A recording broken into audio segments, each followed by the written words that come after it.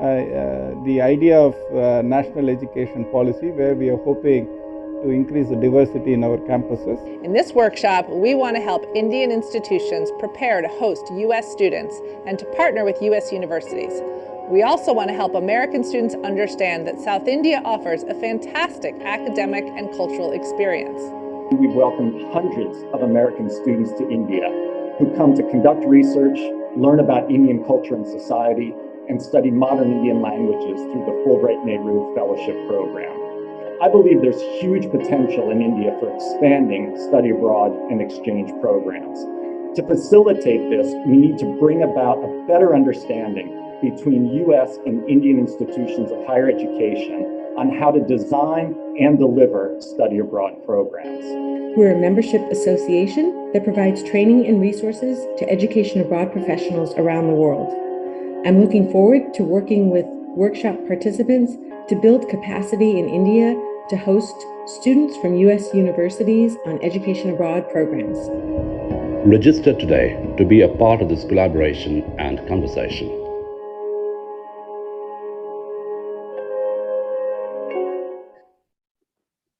The greenery, the people around, the facilities that we have, it is one of the best places to live in Chennai.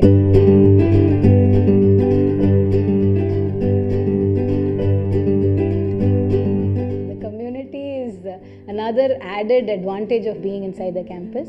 Campus has two schools, one is CBSE based and the other one is the state board. It's a pleasant experience for the kids as well, because they don't have to worry about going in search of any facilities. Everything is available on campus. We have a shopping center in the residential zone as well as in the student zone. We can go get anything right from the vegetables, groceries or clothes or bakery and eat outs. You don't have to step out of the campus for anything. So it is a self-sufficient campus, which has been a great blessing for all of us.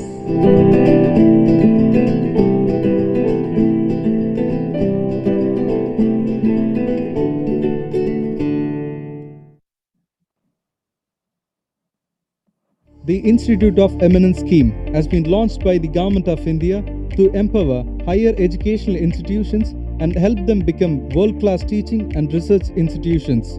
IIT Madras is proud to have been selected as one of the select institutes of excellence. As part of our commitment to the cause of fostering world-class research, IIT Madras has set up a number of research initiatives in diverse fields of contemporary relevance. Many of these initiatives will go on to become centers of excellence within the IIT Madras system. A total of 68 research initiatives belonging to 21 identified technology clusters are presently underway.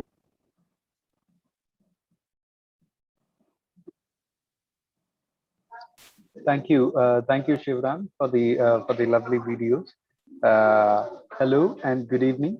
Thank you for joining us today. This is Rudra from the Office of Global Engagement, and it's my pleasure to welcome you all to the 69th webinar from this IRIS webinar series. So the Institute of Eminence scheme was launched by the Government of India to empower higher educational institutions and to help them become world-class teaching and research institutes. So IIT Madras is proud to have been selected as one such Institute of Eminence. A total of 68 research initiatives belonging to 21 identified technology clusters are presently underway at IIT Madras. And as a part of these initiatives, the IRIS webinar series aims to showcase the innovative research that is being generated to various stakeholders like students, researchers, industrialists, and policymakers. So from the Autonomous System Cluster, the research initiative that we are presenting today is titled Autonomous System and Technologies, led by Professor Ashokan. So to introduce Professor Ashokan, who is the lead PI in this project, and he is a professor in the Department of Engineering Design. His area of expertise is in the design and control of field robots. He has worked extensively in the underwater robotics and medical robotics. He has published more than 125 papers in journals and conferences and filed 20 patents in India, Singapore, and the US. So along with Professor Ashokan, we also have Professor Antonio, who has who should be joining as the moderator of today's program. Oh, he's joined? Okay. So Professor Antonio is the head of the Autonomous and Cyber Physical System Center at Cranfield University, UK. He leads the research team on autonomous system within the School of Aerospace, Transport and Manufacturing. He has diverse expertise in both unmanned and autonomous vehicle as well as network system. He conducts basic and applied research in the field of guidance, control and navigation for single and multiple unmanned autonomous vehicle, mission planning and decision making of autonomous vehicles, UAS traffic management, as well as the research on cyber physical system. And it's a great honor for me in welcoming the distinguished professor to this session. So before we start, a note to the participant, please use the Q&A box to enter your question and upvote the question that may interest you so that the moderator can prioritize them. So over to you, Professor Ashokan. Hi, everyone. Welcome to the IRIS webinar. Organized by the Center of Excellence in Autonomous Systems and Technologies. I welcome our moderator, Professor Antonios, to this webinar. Thank you very much for joining. We hope to have a good interaction with you once after my presentation. Yeah, so let me share the slides. I'll give a brief introduction to the center and its objectives. And then based on this presentation, you can have a session to discuss more about the center and how we are planning to go ahead with the plans for the research and development activities. I hope my slides is visible to all of you. Yes. Okay. So once again, welcome all the participants and my colleagues and other faculty from the institute as well as from outside the institute. Welcome to this presentation on autonomous systems and technologies, the Center of Excellence in Autonomous Systems and Technologies.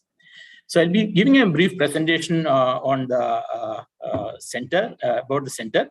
So I'll be briefly talking about why we need to go for autonomy and what is the importance of having autonomous systems and what are the major technologies needed for developing autonomous systems. And then I briefly talk about the objectives of the COE in terms of the research and development activities. I'll briefly talk about some of the work we have already started, some of them are ongoing, and what actually we are planning for the next 5 years. And I'll end up with my presentation with a brief on how students, researchers, and faculty can collaborate with the center in order to have better cooperation within the country and outside the country. So the question always we'll be asking, okay, why do we need to have autonomous systems first of all? And we know that there are a lot of man-made engineering systems. So not only the robot I am talking about, there are a lot of other things which are actually made by man with very complex engineering systems. And the focus is to see how can we leave the, how can we make them more intelligent? How can we make these systems take decisions on their own in order to avoid the need for humans to decide on what the system should do, why it should do, and when it should do, and how to do it also. So we have ships, we have aeroplanes, we have systems. So most of them are currently manned, and then we have the man in the loop. So the question is that how can we actually remove this man from the loop and then make the systems more and more autonomous? And one of the reasons why we need to do this is to overcome the difficulties in having a man in the loop or having a man control the systems. So many times it will be highly infeasible, sometimes impossible, and not very cost effective for humans to control such systems. And when we say that the system should be autonomous, the question is that what should be the level of autonomy, and what actually we mean by autonomy? To what extent we can actually provide the capability for the system to have autonomy? So in the case of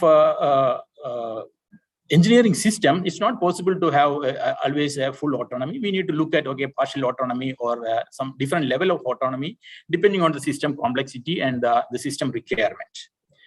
And most of you must be knowing about the level of autonomy in the case of autonomous cars, which is actually well defined. we have an autonomous level of autonomy from 0 to 5.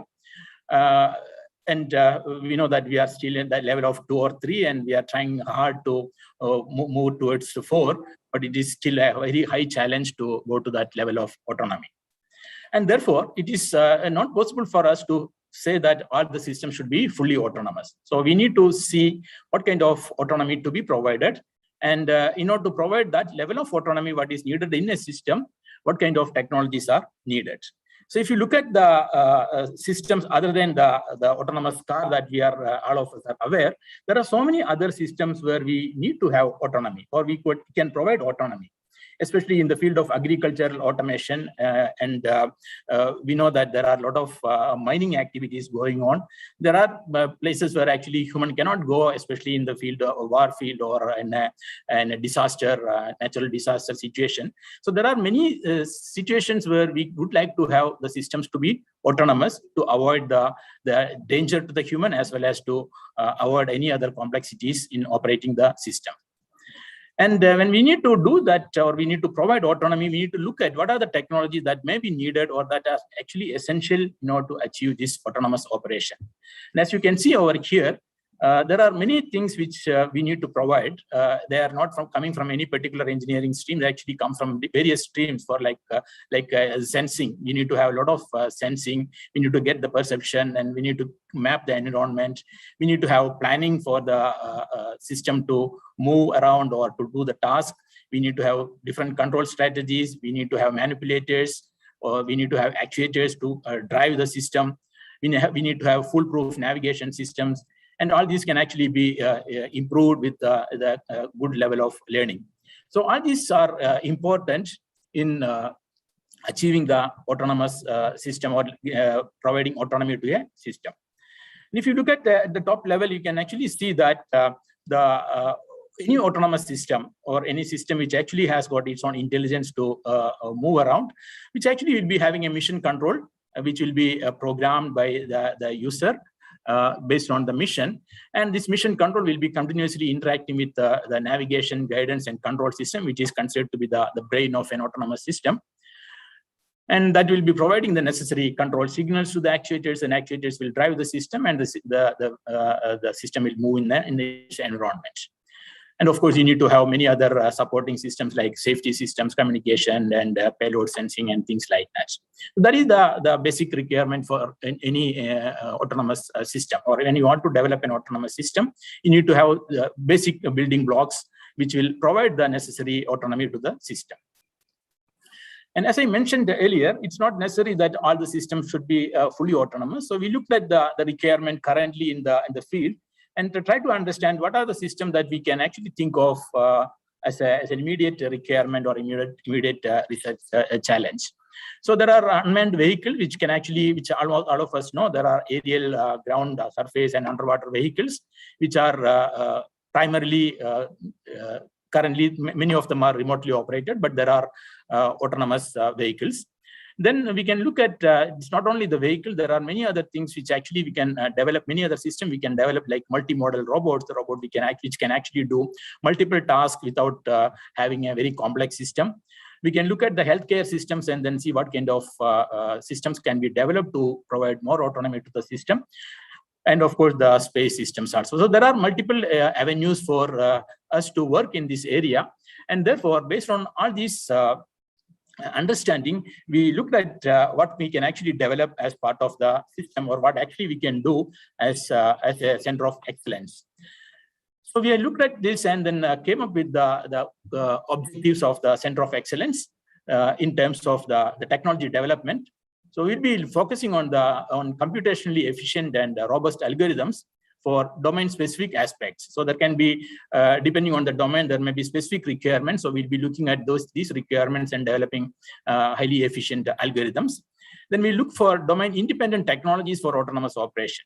So most of the systems, whatever may be the domain, we need to have some technologies which are independent of the domain. So we look at these requirements and then develop multisensorial generative and descriptive self-awareness models, or event-triggered control laws and multi-agent robotic network, etc.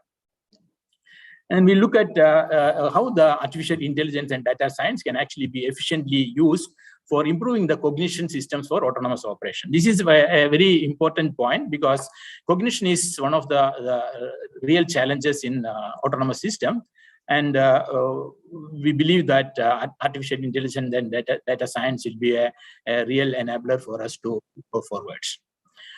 And with all these technologies, we look at what kind of novel robotic systems can be developed. So there are a lot of conventional robotic systems. So we need to see how can we be different and come up with a very novel robotic system. And then as part of that, we may be looking at the design and development of multi-medium and multimodal robots also. I'll briefly talk about these as we move forward.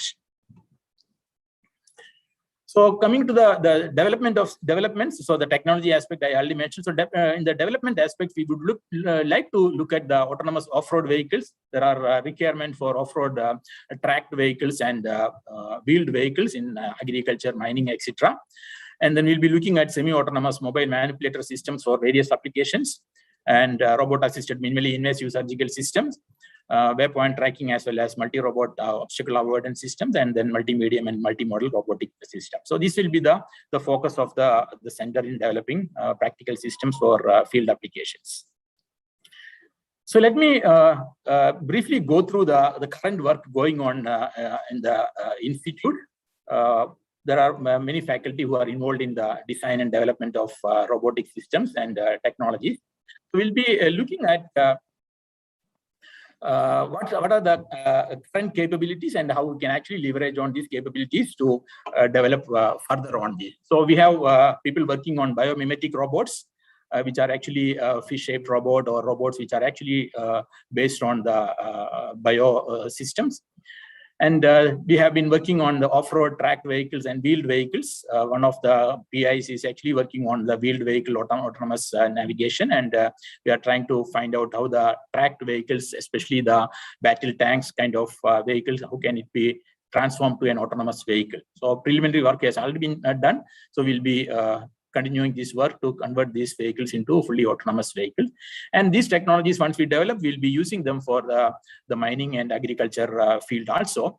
We will be looking for search and rescue robots, depending on the terrain adaptability that we'll be developing through novel design of robots. The multi-medium and multimodal robots, robot development will be an important activity that we'll be taking up, because we have robots for underwater, we have robots for ground, we have robots for aerial.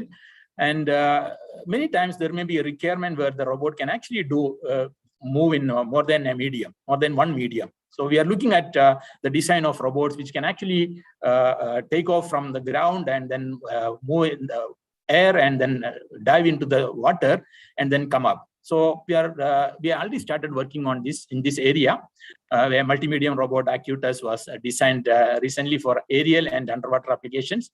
Now we are trying to see how we can actually modify this to have a ground motion capability also. Another aspect we are looking at is the multi-modal robots. That is, it's not that one mode that robot will be having. The robot will be having a rolling mode or a wheeled motion, or it can have a walking motion, or it can have a brachiation, like a monkey-like motion. So we are trying to see how we can design such robots without having very complex systems. How we can actually have the sharing of actuators to enable the various capabilities, and the system design can be made simple. So this work is also ongoing work. We'll be developing further on this and then coming up with robots which can actually have multiple modes of locomotion. And looking at the aerial and robotics and the systems for aerial applications, we have the aerospace department faculty are currently working on various aspects of autonomous aerial vehicles. So here the focus will be on design of event-triggered control laws for multi-agent robotic network, then motion planning in uncertain and a priori unknown environments, and homing and landing of the aerial vehicles, autonomous homing and landing, and then of course enhancement in space systems autonomy in proximity and landing operations. So there are multiple tasks involved in this, and we already started some work, and then we'll be continuing this work to make more and more autonomous, provide more and more autonomy for the aerial systems. And another important area is the healthcare robotics. So most of us know that the healthcare robotics is one of the very important area coming up, and a lot of automation is happening in the medical sector. So we are trying to see how can we have autonomy for specific tasks in a robotic surgery. So current robotic surgeries are primarily remotely operated or controlled by the doctor, all the tasks. So we are looking at what are the task autonomy we can provide, and also look for innovative tools and systems to provide this autonomy in the robot. So the current system may not be sufficient to provide autonomy. So we'll be looking at what kind of what kind of tools can be designed to provide autonomy in at least some subsystem level task. And then of course, development of control strategies for safe tissue manipulation. So these are the tasks that we'll be taking up in the healthcare robotics field. And coming to the mobile manipulator systems, this is actually a ground robot. There are mobile manipulators currently available, but most of them are remotely controlled, or they are not really feasible for any meaningful task. So we are looking at how these robotic systems can be designed, developed, and then can be used for practical application. So we'll be looking at few applications as listed here, like inspection, maintenance, surveillance, then warehouse operations and cleaning, and of course, this patient care in hospitals. This is actually a very recent requirement where we need to have robots to take care of the patients in isolation wards, etc. So we'll be looking at the requirements in some of these fields, and then we'll be developing robots, the mechanical systems will be developed. Then of course, the autonomous navigation and control algorithms will be developed to use them for real practical applications. So suitable robotic arm design, then mobile platform design, as well as algorithms for novel dual arms to carry out human-like tasks. And of course, the prototyping and testing will be part of the activities of the center. Okay, so that actually summarizes more or less the work that we are planning to do. Of course, we'll be getting more information from the investigators when we introduce them. So let me introduce the investigators who are part of this initiative. Of course, they are the primary investigators. We welcome others also to join the team as researchers who are all interested. So, of course, I'm Ashokan. I'm from the Department of Engineering Design, and we have Professor Ravindran from Computer Science Department, who is an expert in machine learning and reinforcement learning. We have Professor Arun Mahindrakar from Electrical Department, who is an expert in control systems and automatic control. We have Professor Sadatal Ghosh, who is an expert in aerial systems, especially in guidance, navigation, control of aerial robots. Professor Shankar Ram is from the Department of Engineering Design. He is an expert in automotive systems and control.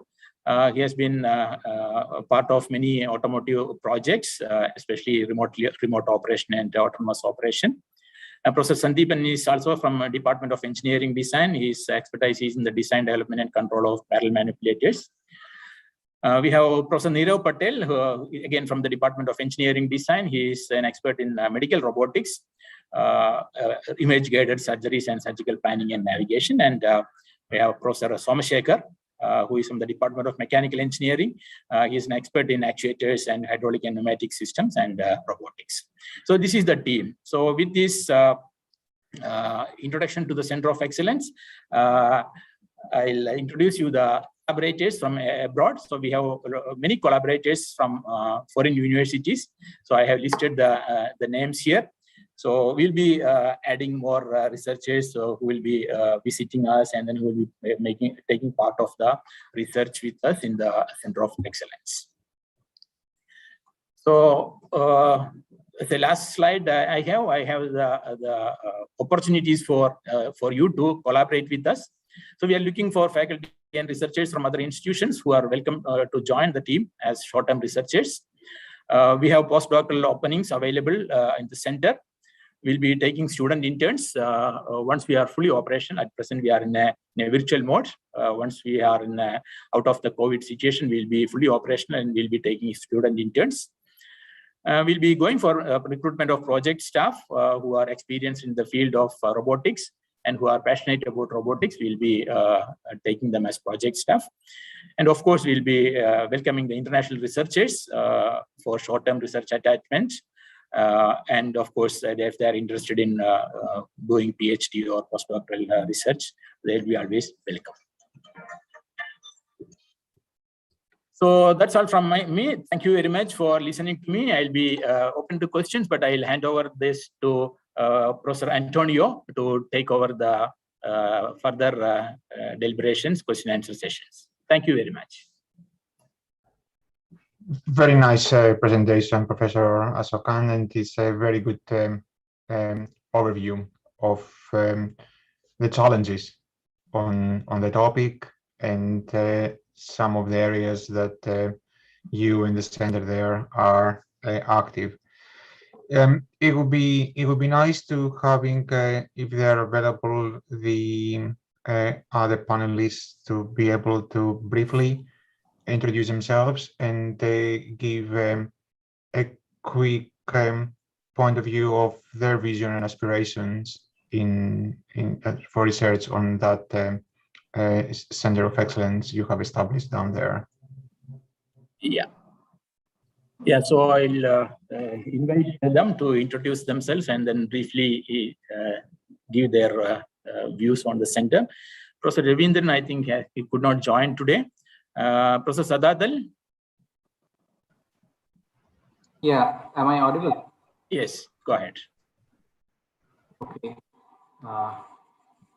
Yeah, my video is also visible, right? Yes, it's visible. Okay, it's fine.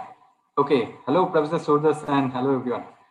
Okay, so this is really nice to have this presentation and interaction today. So briefly speaking, my work is more involved with the aerial robotics and especially the guidance and control that are involved in this aerial missions, mainly for unmanned aircraft systems or unmanned aerial vehicles. So we try to design mission-specific guidance and control algorithms. At present, especially, we are working on offline and online motion planning algorithms, and in also like we are also actively engaged in autonomous space missions like proximity and landing operations, more specifically. In terms of defense applications, we are more focused on assisted attack and assisted defense mechanisms. So in the autonomous system, Center of Autonomous System, we are trying our best to include our efforts in all these directions. Thank you. Thank you. Professor Arun is not available, I think. Okay, Professor Shankar Ram. I don't. Shankar, yeah. Yeah, I'm here. Yeah. So greetings to everyone. So I'm Shankar Ram. I'm associated with the Department of Engineering Design at IIT Madras, and my current research is in the broad areas of road vehicle dynamics and control. So my research group looks at the development of active safety systems for road vehicles, and we work with the automotive industry to develop solutions that could be installed on-road vehicles towards making vehicles more intelligent and safer. And as part of this proposed Center on Autonomous Systems, at least my outlook is towards building better autonomous on-road and also off-road vehicles. As Professor Ashokan mentioned in his presentation, we are looking at having or introducing a greater degree of autonomy in both tracked off-road vehicles and also wheeled vehicles. It could have applications in mining, agriculture, and also military sectors. So I look forward to joint research with colleagues in this center and also researchers who wish to get associated with the center and work on these exciting topics. Thank you. Thank you, Shankar. Yeah. Professor Sandeepan. Hello, everyone. My name is Sandeepan, and I'm in the Department of Engineering Design as well. I work mostly in the area of manipulators in general, so particularly parallel manipulators, wherein you have things like two hands coming together to form a loop and doing something together with a couple of hands. So as a part of this research initiative, what I would like to do is to bring a similar concept, but this time mounted on a mobile platform, mobile robot, so to speak, and see that whether we can navigate the internal spaces, such as in a hospital or such space, where these robots can go in infectious wards and treat patients, deliver food, and do things, remove waste materials in order to minimize human exposure and reduce the risk of the caregivers themselves. So this is kind of a lesson learned from the recent pandemic that we had globally. And at least in this country, we are not exactly prepared to deal with some situations like this through robotics. So which is why I thought it would be a good idea to try and come up with systems which in the future, if needed, can help us with the situation. So that's where I'm headed. And of course, I like this initiative because my robots up till now have been grounded. So they're on fixed pedestals. Usually now I'm going to put them on mobile manipulators. I'm looking forward to collaborating with other people who have expertise in those areas. So that's the way I see this initiative coming together for us. Thank you. Thank you. Somashekar, Professor Somashekar. Yeah. Good evening to one and all. Okay. A warm welcome to the first IDs program. Okay. Professor Ashokan elaborated the vision, mission, and what we are doing and what we want to do in the whole COE center. I am belonging to mechanical engineering department. Previously, I am teaching this robotics subject, and then made me to work on this area. I have guided some MS and PhD scholars on waypoint tracking and obstacle avoidance of differential drive robot, which works on the structured and unstructured environment. Basically, what we are doing is the whole objective is system simulation modeling, and then these results we are validating with, and finally optimization and implementation of the AI techniques like reinforcement learning and deep learning techniques. Okay, and as Ashokan sir told, basically my area of research is on the hydraulic system, where we are planning to use the actuators, hydraulic actuators, in the robotic design. Thank you. Thank you, Somashekar. Professor Nirav. Hello, hi, good evening, everybody, and thank you. Thank you for a really nice overview about our this initiative on autonomous systems. I'm Nirav Patel. I'm part of the engineering design department here, and I primarily work on medical robotics and image-guided surgeries. And so, with the center where we have a diverse set of skills, primarily I'm looking on achieving some level of autonomy when it comes to image-guided surgeries. It could be on fully autonomous surgical planning and navigation, for percutaneous interventions, assisted by robotic systems. So many robotic systems are already getting into the operating rooms, and part of this process where surgical planning is usually carried out using medical images. And so achieving a level of autonomy to come up with safe and necessary trajectories for these percutaneous interventions that could be executed by the robotic systems that could be developed by the colleagues in the group. On the other hand, the laparoscopic surgeries, which are gaining a lot of momentum, and autonomy has been a pretty well explored topic in last decade or so now, and a lot of efforts are going on towards achieving task level autonomy, where we want to automate very simple tasks which are repetitive, such as suturing or tissue dissection. But to achieve something like that in a very complex environment of human body, I think there are many challenges in perception, and we need more sensorized instruments that can sense the environment and provide the feedback to the robotic system. So part of the work that I will be exploring here is in development of smart surgical instruments that sense the environment, close the loop, and provide better perception of the surgical field. And so that will tie, I think very well with the other aspects of the center, where we are looking at motion planning, where we are looking at reinforcement learning, and then bringing this framework and then being part of this group, I think will allow us to achieve something that's probably not feasible by an individual faculty member, I would say. So again, thank you very much, and I look forward to working with all the colleagues and other collaborators across the globe. Thank you.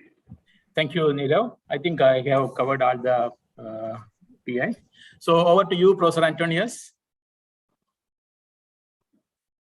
I think it was really very interesting. There is a plenty of questions going in the chat, which is quite interesting to see that people are interested in this area.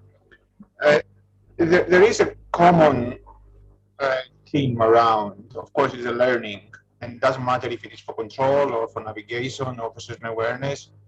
The learning, if it is AI or machine learning or any other approaches for autonomy to take place.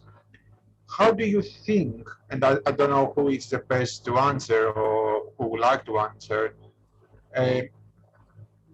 how do you think the safety and assurance will come on the autonomy when you having more and more algorithms based on the learning approaches that you plan to apply there? Yeah. Okay, so our learning expert is not here today. Professor Ravindran is from the computer science department, who is actually an expert in reinforcement learning. And we have a center for data sciences, which actually looks at the learning part in robotics. It's a robot board center for data science. So I'm not sure whether I'm the right person to answer this question, but so as per my own understanding, of course, learning is going to be highly useful in the navigation. The main challenge will be getting the data set for the learning or for the robot to learn. See, if you are planning for an indoor robot or for a very structured environment, you can actually teach the robot with various situations, and the robot will be able to learn from them and then do the navigation. But when we are talking about the field robots, where the robot is going to a completely unknown environment, the level of learning that you can provide to the robot to understand a completely new environment is highly challenging. And unless we do this exercise and then develop the confidence, it is very difficult to make a comment that, yes, we can always use the learning for the robot to do the navigation. I still believe that we need to still go have the conventional navigation tools, which can actually be the learning can be added to these, and then we can actually improve the navigation with the help of learning. That is what actually I believe what is possible. Thank you very much. The other thing that, of course, it was mentioned from various ones, the navigation. Of course, the navigation, it is not on corner and stones. It goes with the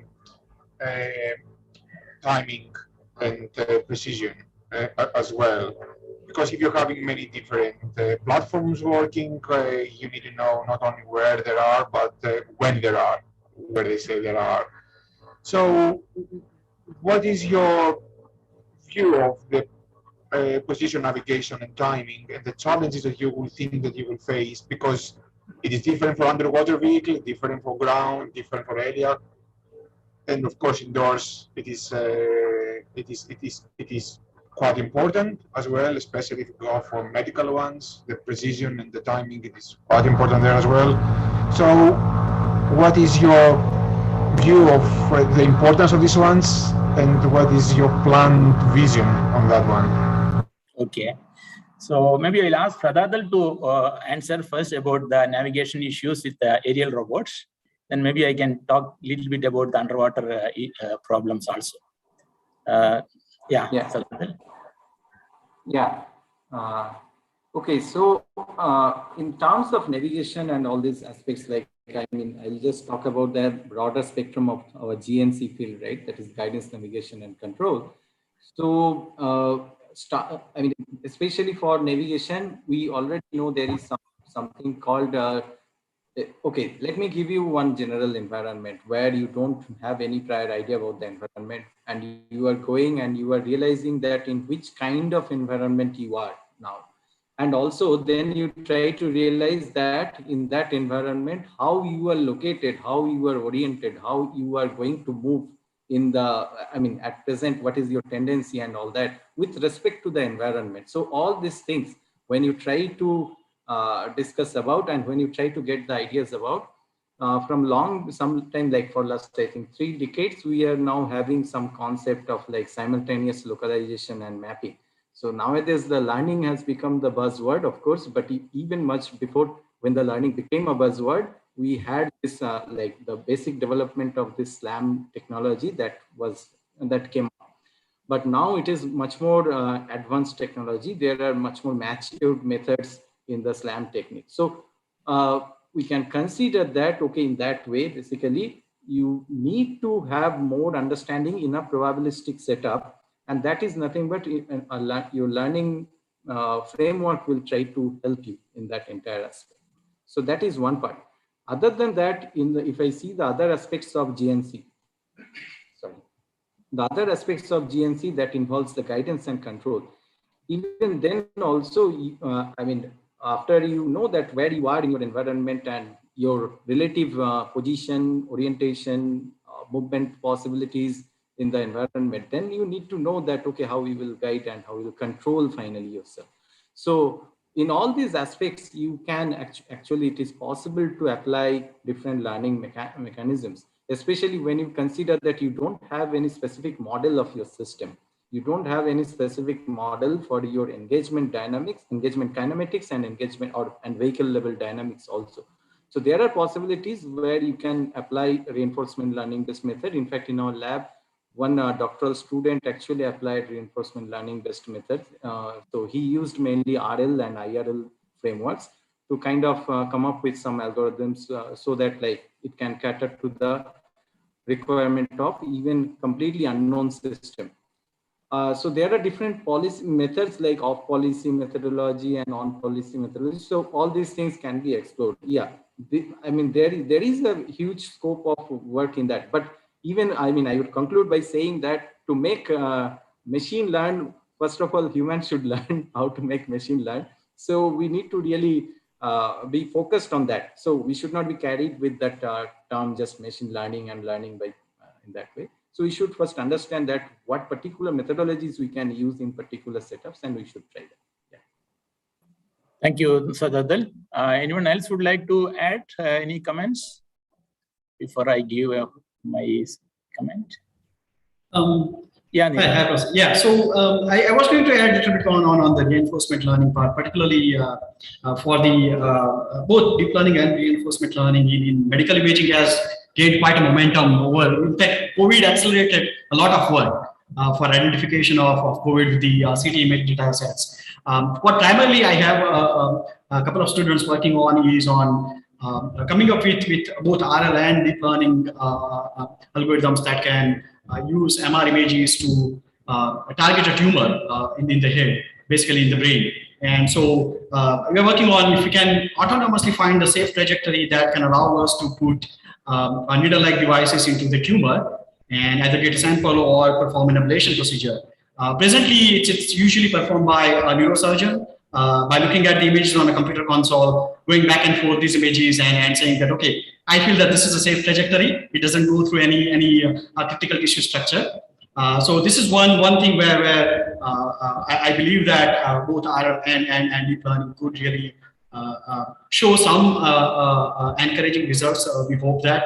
And so that's particularly what I think in terms of RL and DL we could achieve in medical imaging and image-guided surgeries. Thank you. Yeah, thanks for those comments. One more thing that I noticed, and I don't know if it is covered or not. When we're talking about unmanned systems, we usually talk about the other two elements that they have to be there. One of them, it is the communication, because depending of what you having, the quality of services, the handover from different data links, it poses different risks, but also opportunities. Or what kind of data you will have, and so it would be nice to have some comments on the communications and networking that aspects that you would like to look on these ones, or you think that it will be looked? And the second question that comes from the audience in a few places, it is also the human-machine interaction or human-machine intelligence, if you prefer, which would be sort of, Professor Ashokan said, it doesn't have to be fully autonomous, but good, but that means we need to define the role of the human and where that is. Yeah.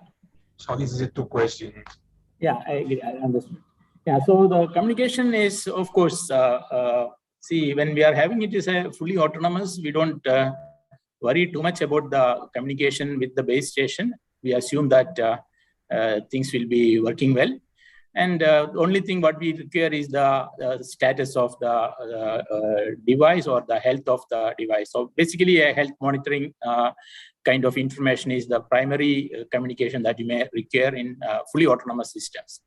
Because we are not really looking for, unless there is a payload for like, you want to transfer images or the videos, then that's a different issue, because then that can be considered as more like a payload requirement rather than the requirement for the system as a whole, as system as such.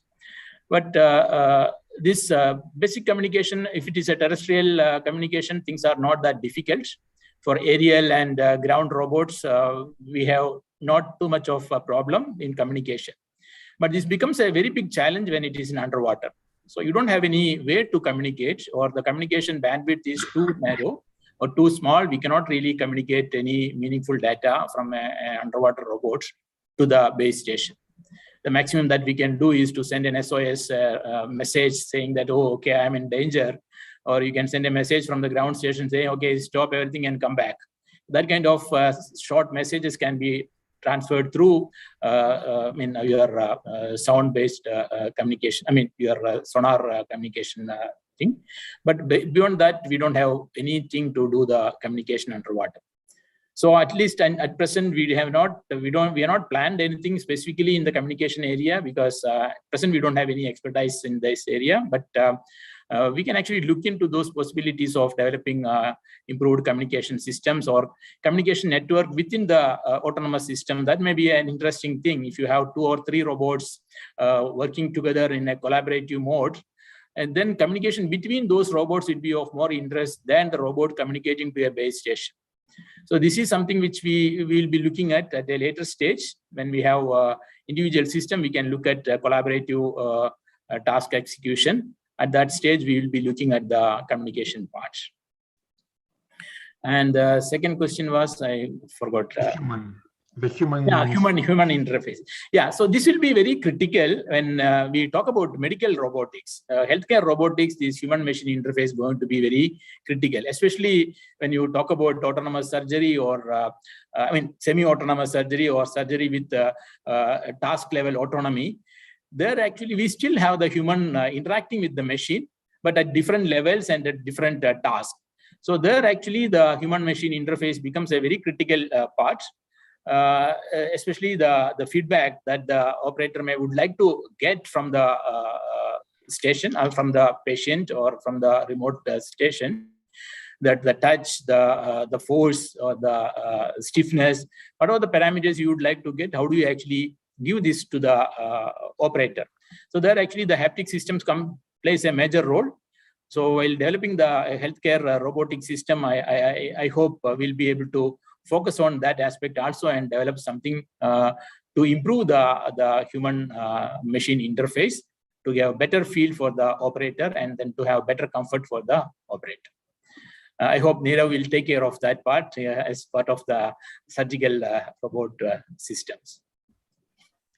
Yeah. And that's quite interesting, because of course also for the industrial robotics we start looking more and more human and robots working together, and the human elements, social and ethical, and of course it becomes quite important on these ones. And it would be nice, it was nice that you had covered that, you have some thoughts about that one in your center, because as time is moving, we need to see how we can integrate the one with the other, humans and autonomous systems, in a safe and coherent way. Yeah. There are also other things that this comes from the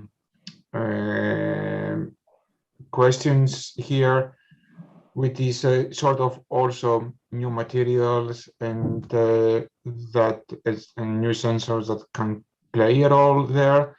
I guess, of course, in my opinion, that's something, while it is not necessarily in the core of these ones, it will be enabling technologies that will assist you to advance the different technologies that you plan to develop. And there is sort of the talking about also do's and don'ts into the in the autonomous systems. I guess that with your industrial partners that you're having there and the ecosystems, that you will influence as well the standards and the white papers that comes from the government there and the different bodies. What is the do's and don'ts? Is that correct? Yeah, we have the standards for various robotic systems under different operational conditions. So we will be following the standards and whenever we develop it. So definitely we will be worried about the safety aspects and the operational capabilities, and of course the international standards on robot design and operation. So in India we have, we'll be following the ISO standards. We have the Indian standards which are adapted primarily from the ISO standards for mobile robots, medical robots. So all those standards will be following in the design of robots. The other thing that it is very interesting, it is the diversity of the applications that you're having, which is at the same time very interesting to see that you cover quite a few different applications. But at the same time, I was wondering, how do you see the lessons learned from one to go into another, considering the diversity? Yeah, understood. So if you look at there are two parts to this. One is the technology development. So as I mentioned, there will be domain-dependent technologies and domain-independent technologies. So what we are trying to do is, we'll be focusing on the domain-independent technologies which can actually be applied to all the domains, whether you are going for an underwater robot or a medical robot or a aerial robot, these technologies will be still useful. So we'll be porting these technologies to do these fields. But there may be a very domain-dependent requirement. For example, for underwater robot, how do you actually handle the variations in the buoyancy is a challenge in underwater robot, which may not be a critical issue in other areas. So we need to look at, okay, what kind of technologies, what kind of system can be developed for that particular domain. And then we will try to see how the technologies from other domains can be combined to make this system better, where we don't need to separately develop these technologies for each and every domain, but we'll be taking the learnings from the other domains and then applying it, so that we'll be having a very focused approach in developing the systems. Yeah. Thank you. That's very interesting. And the question now comes to the other panelists: is it any topic that we should have asked either the audience or myself that we didn't? Is it any area that we overlooked for any reason?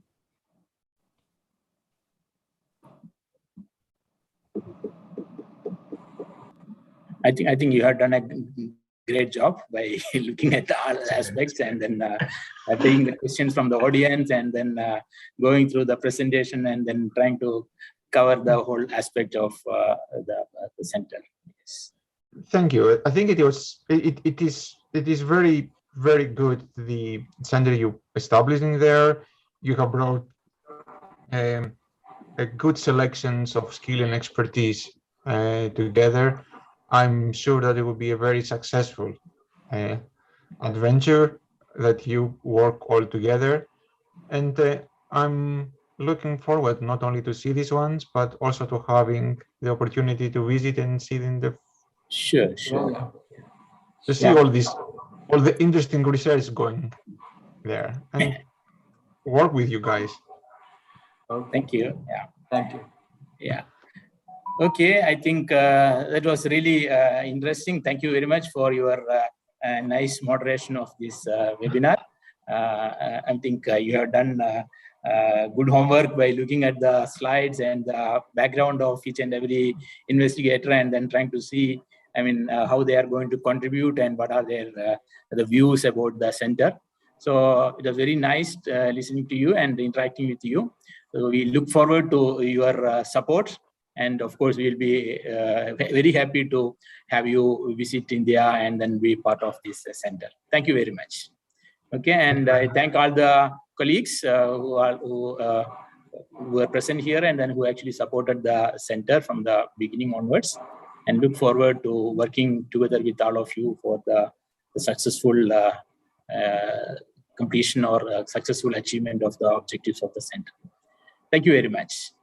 Yeah. Thank you. Over to you. Thank Mr. you. Dhanamurthy. Thank you, Professor Ashokan. Indeed, to comment, it was a very good webinar that I've attended, and I should be thanking you, Professor Antonius, and I should also be thanking all the participants to tune in. So, looking forward to meet you in the next webinar. Thank you once again, Mr. Thank you. Please proceed for the closure of the session. Thank you, Professor. Okay. Thank you. Thank you all. Bye. Bye. Thank you, Professor Antonius. Thank you. Nice Bye. Yeah, Bye. thank you, Professor Sodas. Thank you, Rudra, for hosting this webinar. And I think thanks, Richu, for your support. So we look forward to more interactions. Yeah. More than me, it was my team, Professor. Our pleasure, sir. Thank you. Thanks a lot, Yeah. sir. Thank you. Thank you. Bye. Bye.